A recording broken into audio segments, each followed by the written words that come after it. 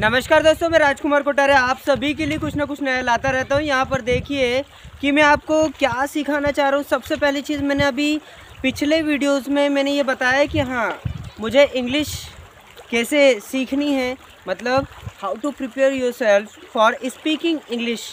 That means how can we work for our English speaking skills. आप यहाँ पर देखें कि मैंने आपको क्या क्या चीज़ें बताई हैं। मैंने कुछ नोट्स बनाए हैं दोस्तों, मैं उसी में से आपको कुछ तरीके बता रहा हूँ, प्लस मेरे खुद के भी अनुभव हैं इसमें कौन कौन से तरीके हैं और कौन कौन से तरीके हैं वो मैंने आपको पिछले वीडियो में बताया। लेकिन मैं इसमें बताऊँगा कि हमें इंग्लिश क्यों सीखनी चाहिए। मेरा टॉपिक ही है, आज का शीर्षक रहेगा हम लोगों को इंग्लिश या अंग्रेज़ी क्यों सीखनी चाहिए। बहुत सारे लोग बोलते हैं भाई, जब हमारा देश 1947 में आज़ाद हुआ तो अंग्रेज जब कोई इंग्लिश बोलता है तो अपने एटीट्यूड से ये बोलते हैं कि भाई अंग्रेज चले गए, अंग्रेजी छोड़ गए। तो दोस्तों, मैं सबसे पहली चीज़ आपको बताना चाहूँगा कि हमारे जीवन में आज अंग्रेजी का क्या महत्व है। तो आप यहाँ पर देखेंगे, अगर हम बात करें हमारे इंग्लिश सीखने से हमें फ़ायदे क्या क्या हैं, तो पहला तरीका, सबसे पहली चीज़, ये रोज़गार की पहली ज़रूरत है। अगर आप शहरी एरिया में हैं या आप एक पढ़े लिखे व्यक्ति हैं और आप कहीं अच्छा रोज़गार, मतलब एक अच्छे प्लेसमेंट के साथ रोज़गार पाना चाहते हैं, तो सबसे पहले आपको अपनी अंग्रेज़ी पर काम करना ही होगा। आपका स्पीकिंग इंग्लिश अगर अच्छा है तो आप जहाँ भी आप रोज़गार पाना चाहते हैं तो वहाँ पर आपको प्रायोरिटी मिलेगी, मतलब प्राथमिकता मिलेगी। इससे होगा क्या, जैसे मैं आपको छोटा सा एग्ज़ाम्पल देता हूँ और एग्ज़ाम्पल के थ्रू समझाता हूँ कि इससे फ़ायदे कैसे हैं और क्यों हैं। जैसे आप कहीं कॉन्फ्रेंस में गए हैं या कहीं मीटिंग में गए हैं और आप 500 लोगों के बीच बैठे हुए हैं, लेकिन 500 लोगों में से ऐसे हैं कि जो 500 लोगों में से 400 लोग ऐसे हैं जो ग्रामीण क्षेत्र के हैं। दूसरा, बचे हुए 100 लोगों में से 50 लोग ऐसे हैं जो शहर के तो हैं लेकिन उन्हें अंग्रेजी का कुछ भी नहीं आता है। बचे 50 लोगों में से 40 लोग ऐसे हैं जिसे अंग्रेजी तो आती है लेकिन टूटी फूटी अंग्रेजी आती है। लेकिन बचे हुए 10 लोग, जो शेष 10 लोग हैं, उनमें से केवल और केवल 2 से 3 लोगों को फ्लुएंट इंग्लिश आती है। दूसरा, उनका एलोक्यूशन या वाक्पटुता की स्किल जो है, उनका बात करने का जो तरीका है वो बेहतरीन है। तो दोस्तों, आप खुद बताइए कि सबसे ज़्यादा महत्व वहाँ पर कौन रखेगा। तो दोस्तों, जाहिर सी बात है, जिन्हें फ्लुएंट इंग्लिश आती होगी प्लस जिनका बोलने का तरीका बेहतरीन होगा। माफ़ कीजिएगा दोस्तों। तो आपको मैं बताऊं, यहाँ पर सबसे पहले हम लोगों को परफेक्ट नहीं बनना है, लेकिन हमें हमारी कुछ स्किल्स पर काम करना ही पड़ेगा। जैसे हमारी अंग्रेजी बोलने की स्किल या अंग्रेजी सीखने की स्किल, या मतलब कि हमें इंग्लिश बोलते तो आनी चाहिए, लेकिन अगर हमें हमारी ज़िंदगी में या हमारे बोलने की स्किल में कहीं पर मिस्टेक्स है तो हमें उसमें सुधार भी करना चाहिए। जैसे बहुत सारे लोग अंग्रेजी बोलते हैं लेकिन टूटी फूटी इंग्लिश बोलते हैं, लेकिन अगर उन्हें कोई सिखाने वाला व्यक्ति मिल जाए और उनसे ये बोले कि भाई यहाँ पर ये गलती है, वो बोले तू जा रहे। लेकिन मैं आप लोगों से बोलना चाहता हूँ कि भाई, अगर हम वास्तव में अंग्रेजी सीखना चाहते हैं तो सबसे पहले आपको एक लर्नर या आपको एक सीखने वाला व्यक्ति बनना ही होगा। मतलब आपको सिर झुकाकर बोलना पड़ेगा, हाँ भाई मैं सीख रहा हूँ। क्या दिक्कत है अगर आप कहीं पर भी अपनी मिस्टेक्स एक्सेप्ट करते हैं। ऐसा कहा जाता है, if you are making mistakes doesn't matter, but if you are making mistakes rapidly again and again without improving your problem on your weaknesses। मतलब अगर आप अंग्रेजी बोल रहे हैं और मिस्टेक कर रहे हैं तो तकलीफ़ नहीं है, लेकिन अगर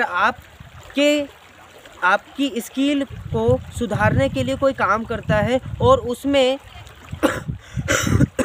उसमें आपको कोई सुधार के लिए कुछ चीज़ें सिखाता है और आप अपने अंदर ये निगेटिव एटीट्यूड लाकर बोलो कि भाई मेरे को नहीं सीखना, या आप ये बोलें कि भाई तेरा क्या जा रहा है बे, मैं बोल रहा हूँ, भले टूटी फूटी इंग्लिश बोल रहा हूँ, मैं आप लोगों से ये बोलना चाहता हूँ कि भाइयों, सबसे पहली चीज़ अपनी कमज़ोरी को अपनी मजबूती बनाओ।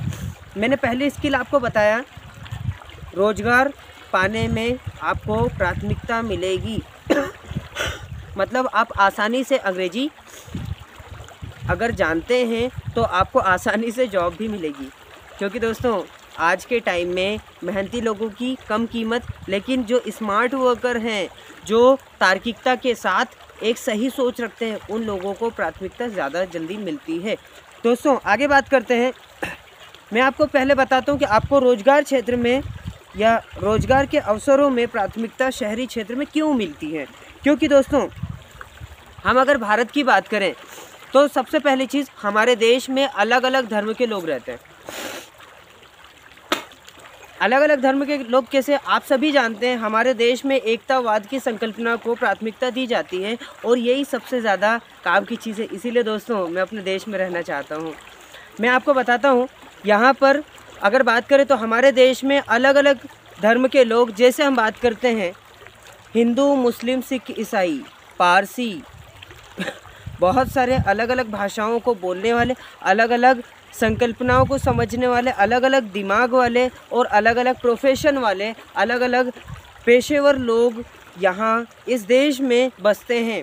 ठीक है, तो दोस्तों पहला तो ये कारण हो गया। इसीलिए उन सभी लोगों को एक रूपता देने के लिए, यूनिफॉर्मिटी देने के लिए, या एक साथ काम करने के लिए सक्षम हो पाए वे सभी, और आपस में सामंजस्य बैठा पाएँ, आपस में एडजस्टमेंट बैठा सकें, एडजस्ट हो सकें, उसके लिए हमें ये बोला जाता है कि भाई आप इंग्लिश में वेल स्किल्ड हो तो आप जल्दी आओ। आगे बात करते हैं दोस्तों, ग्रामीण लोगों का पलायन किया जाना।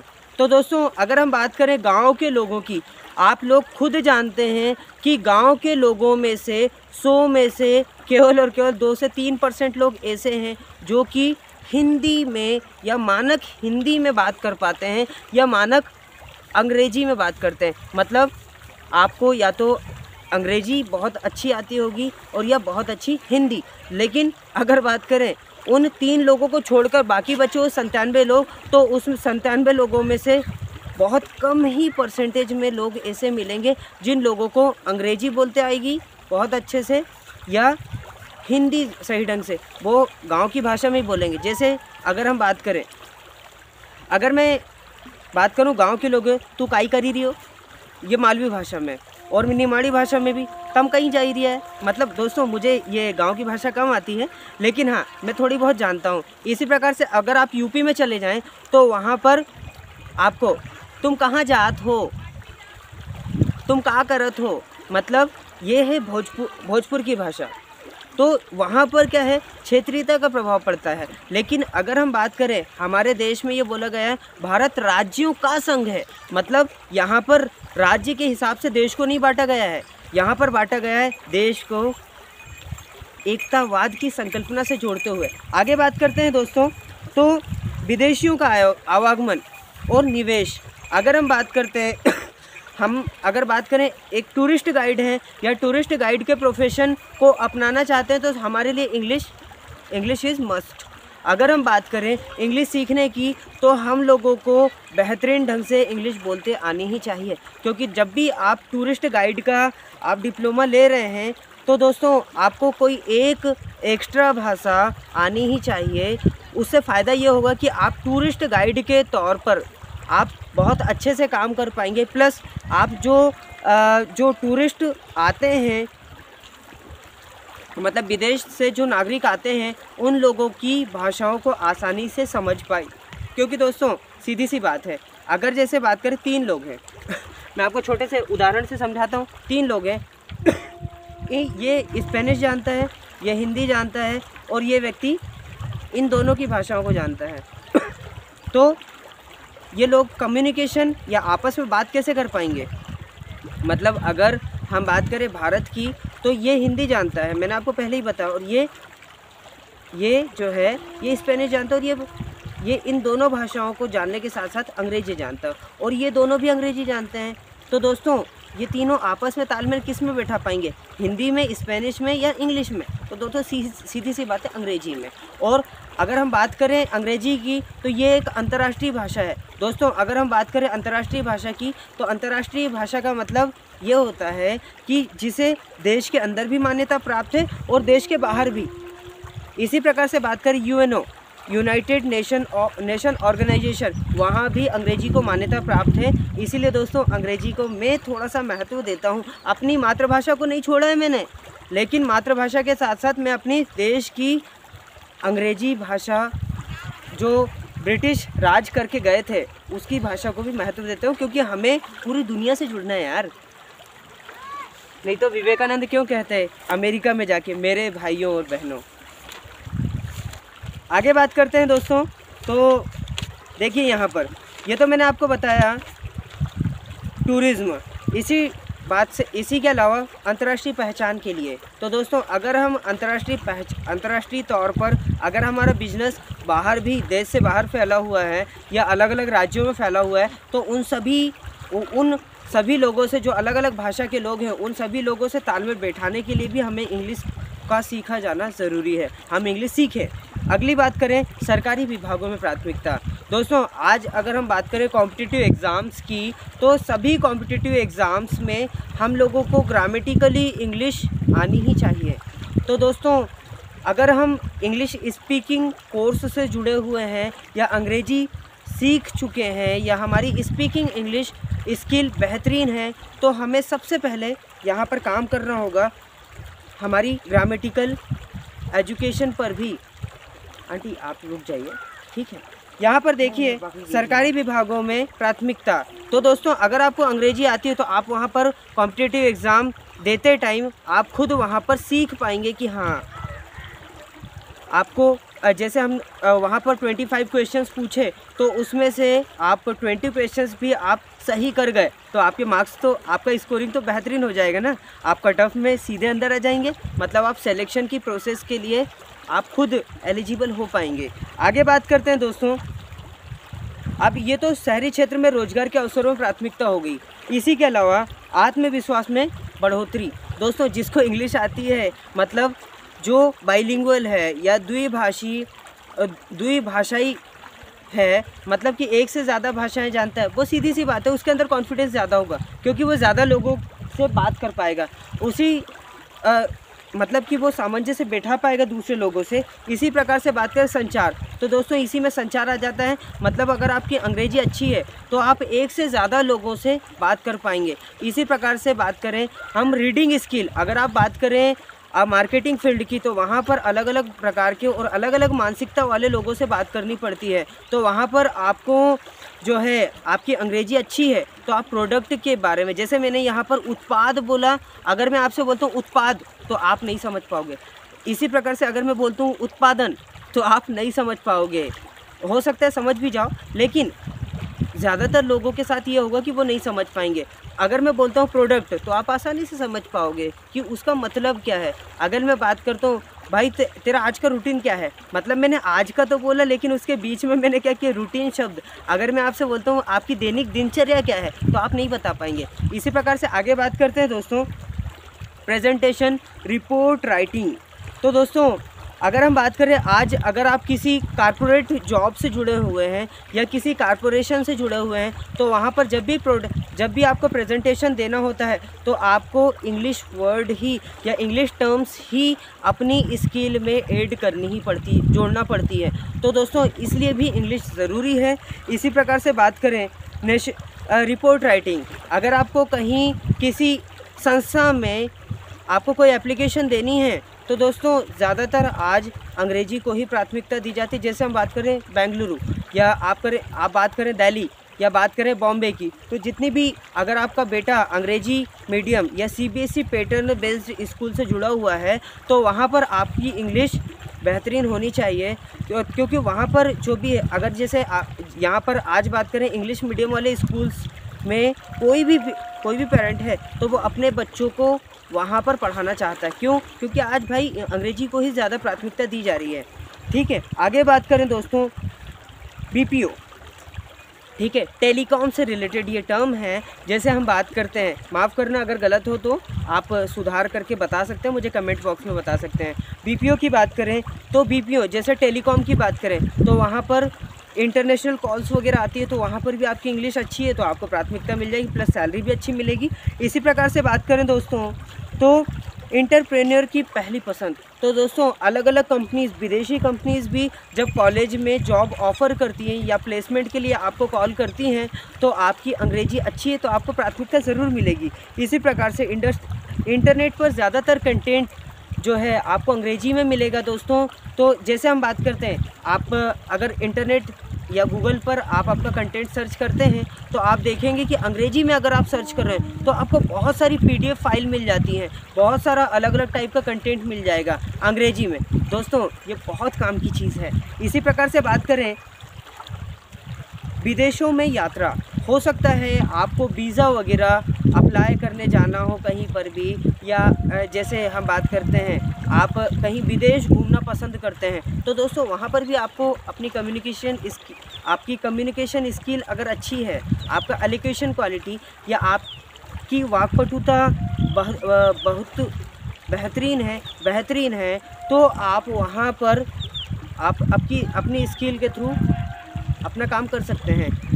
क्योंकि बहुत सारे लोग, अगर हम आज बात करें तो हमारे देश में कम से कम 135 करोड़ जनसंख्या में से 10 लाख लोग विदेश में जाकर पढ़ाई करना पसंद करते हैं। तो दोस्तों उन लोगों के लिए ये बहुत ज़्यादा ज़रूरी है। ठीक है, आगे बात करते हैं दोस्तों हमारी शिक्षा प्रणाली। जैसा कि आप सभी जानते हैं कि लॉर्ड मैकाले ने हमारे देश में शिक्षा पद्धति को अंग्रेजी माध्यम के थ्रू पढ़ाने को प्राथमिकता दी थी। इसी को देखते हुए हम सभी ने इसे अपनाया भी, और आज भी अगर हम हमारी शिक्षा पद्धति की बात करें दोस्तों तो हमारे देश में बहुत सारे, जैसे हम बात करते हैं NTSE, कुछ गलत हो तो बता सकते हैं दोस्तों, तकलीफ़ नहीं, करंट बॉक्स अपने कमेंट बॉक्स में।